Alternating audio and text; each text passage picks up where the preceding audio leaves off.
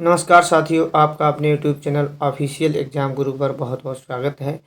हमारी जीएस की मुहिम चल रही थी यूपी पुलिस के लिए, तो उसी को आगे बढ़ाते हुए हम लोग पढ़ चुके हैं हड़प्पा सभ्यता, वैदिक काल, उसके बाद बौद्ध धर्म, जैन धर्म, मौर्य वंश और उसके बाद अब पढ़ेंगे हम गुप्त वंश।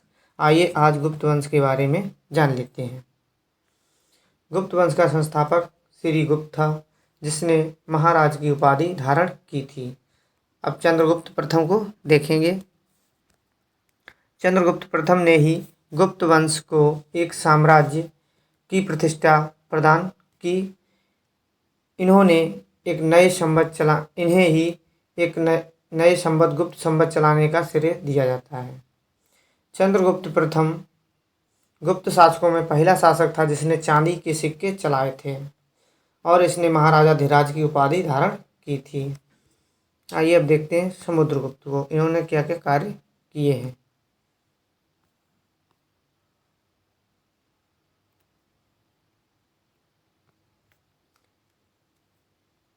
चंद्रगुप्त का उत्तराधिकारी समुद्रगुप्त हुआ, जो चंद्रगुप्त प्रथम के बाद में राजगद्दी पर बैठा। उसने आर्यावर्त तथा दक्षिणावर्त के क्रमशः 9 और 12 शासकों को पराजित किया। इन्हीं विजयों के कारण इतिहासकार विंसेंट स्मिथ द्वारा समुद्रगुप्त को भारत का नेपोलियन कहा गया है। परीक्षा में सबसे ज़्यादा बार पूछा गया है आज तक कि भारत का नेपोलियन किसे कहा जाता है, तो भारत का नेपोलियन समुद्रगुप्त को कहा जाता है। समुद्रगुप्त का दरबारी कवि हर्षेण प्रयाग प्रशस्ति लेख के 7वें श्लोक में समुद्रगुप्त के विजय अभियानों का उल्लेख करता था। प्रयाग प्रशस्ति में सर्वप्रथम भारतवर्ष का उल्लेख मिलता है। मध्य प्रदेश के सागर जिला में स्थित एरण से प्राप्त एक लेख में समुद्रगुप्त को पृथु, राघव आदि राजाओं से भी बढ़कर दानी राजा माना गया है। इन अभिलेखों में उसकी पत्नी का नाम दत्त देवी अंकित है। समुद्रगुप्त की दक्षिणापथ विजय को राय चौधरी ने धर्म विजय की संज्ञा प्रदान की है।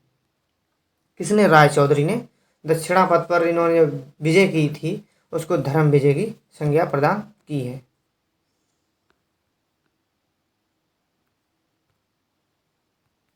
अपनी विजयों के उपरांत समुद्रगुप्त ने अश्वमेध यज्ञ किया, जिसका परिचय उसके सिक्कों तथा उत्तराधिकारियों के अभिलेखों से प्राप्त होता है।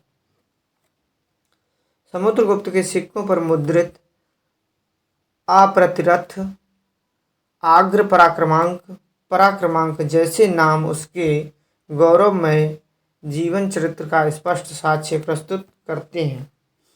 समुद्रगुप्त प्रसन्न होने पर कुबेर तथा रुष्ट होने पर यमराज होने के समान था, ऐसा एरण अभिलेख में कहा गया है।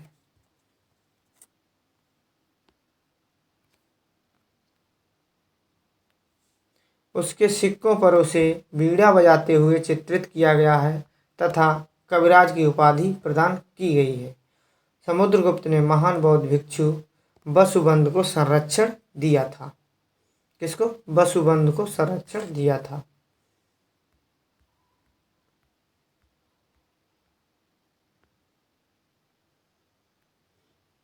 आइए अब देखते हैं चंद्रगुप्त द्वितीय। गुप्त वंशावली में समुद्रगुप्त के बाद चंद्रगुप्त द्वितीय का नाम उल्लिखित है, परंतु दोनों शासकों के बीच रामगुप्त एक कमजोर शासक के अस्तित्व का उल्लेख मिलता है। यानी इनके बीच में एक शासक आया था रामगुप्त, उसका भी उल्लेख मिलता है। दिल्ली के कुतुब मीनार के पास खड़े एक लौह स्तंभ मेहरौली का लौह स्तंभ पर खुदे हुए अभिलेखों में चंद्र नामक राजा की कीर्ति का वर्णन किया गया है।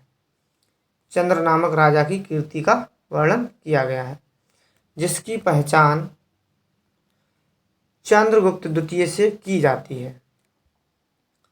चंद्रगुप्त द्वितीय ने नाग राजकुमारी कुबेर नागा के साथ विवाह करके नाग वंश के साथ वैवाहिक संबंध स्थापित किए और बाद में अपनी पुत्री प्रभावती का विवाह बाकाटक वंश के राजा रुद्रसेन द्वितीय के साथ किया। उसने अपने पुत्र कुमारगुप्त प्रथम का विवाह कदम्ब शासक काकुत्स वर्मन की पुत्री से किया।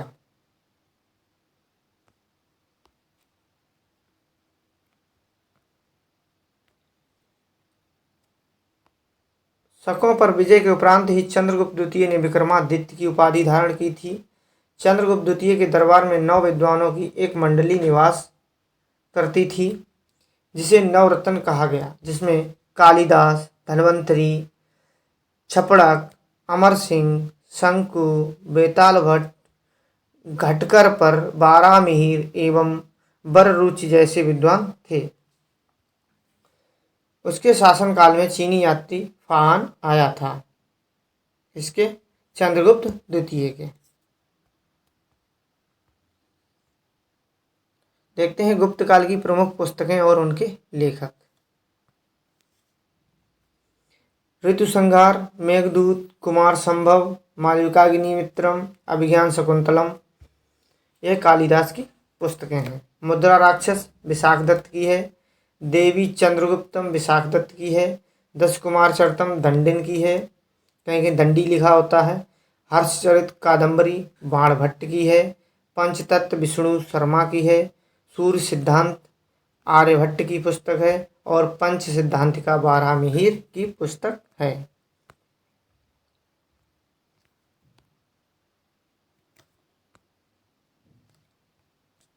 गरुड़ गुप्त वंश का राजकीय चिन्ह था। गुप्त संभवतः कुषाणों के सामंत थे। रामायण तथा महाभारत के अंतिम भाग का संकलन गुप्त काल में ही हुआ था। गुप्त साम्राज्य के सबसे बड़े अधिकारी कुमारामात्य होते थे। निगम, पूग, गढ़ तथा श्रेणी गुप्त काल में व्यापारियों तथा शिल्पियों के संगठन थे। कौन से? निगम, पूग, गढ़ तथा श्रेणी। आइए अब हर्षवर्धन को भी पढ़ लेते हैं।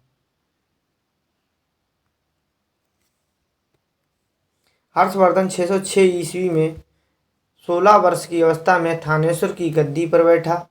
हुएनसांग हर्ष को शिलादित्य के नाम से संबोधित करता है। कौन? हुएनसांग, जो चीनी यात्री था। हर्षवर्धन के शासनकाल में हुएनसांग स्थल मार्ग से भारत आया था। उसने अपना ग्रंथ सी यू की के नाम से लिखा है और फाइया ने लिखा है फो यू की। हुएनसांग को यात्रियों का राजकुमार तथा वर्तमान शाक्य मुनि कहा गया है।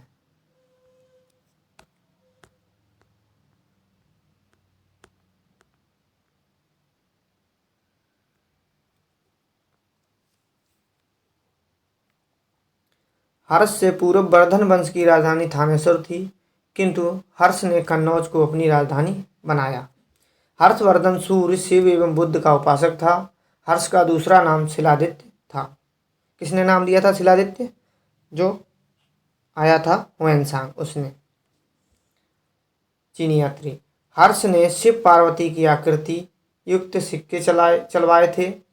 हर्ष एक महान विद्वान, उसने प्रियदर्शिका, रत्नावली तथा नागानंद नामक ग्रंथों की रचना की।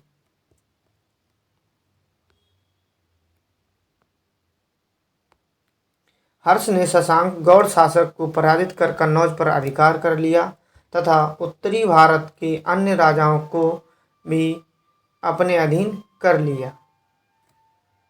हर्ष एवं पुलकेशिन द्वितीय के बीच नर्मदा नदी के तट पर युद्ध हुआ, जिसमें हर्ष की पराजय हुई। ऐहोल अभिलेख में इस युद्ध का उल्लेख मिलता है। पुलकेशिन द्वितीय चालुक्य वंश का प्रतापी शासक था।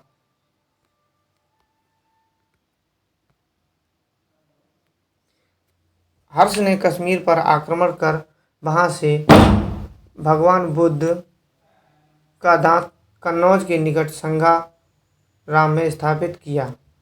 हर्षवर्धन ने एक विशाल साम्राज्य की स्थापना की थी, जिसकी सीमाएं उत्तर में हिमाच्छादित पर्वतों तक, दक्षिण में नर्मदा नदी के तट तक, पूर्व में गंजाम और पश्चिम में वल्लभी तक विस्तृत थी।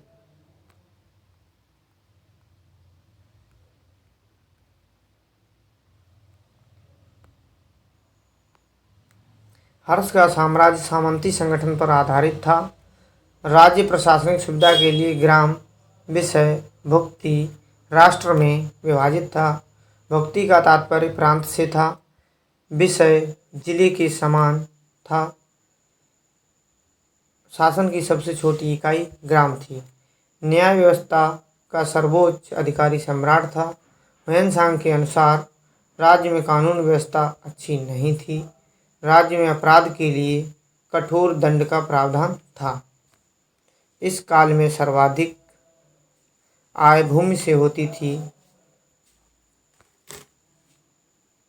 भौतिक कर वसूलने वाला तथा पुस्तपाल जमीन का हिसाब रखने वाला पदाधिकारी था।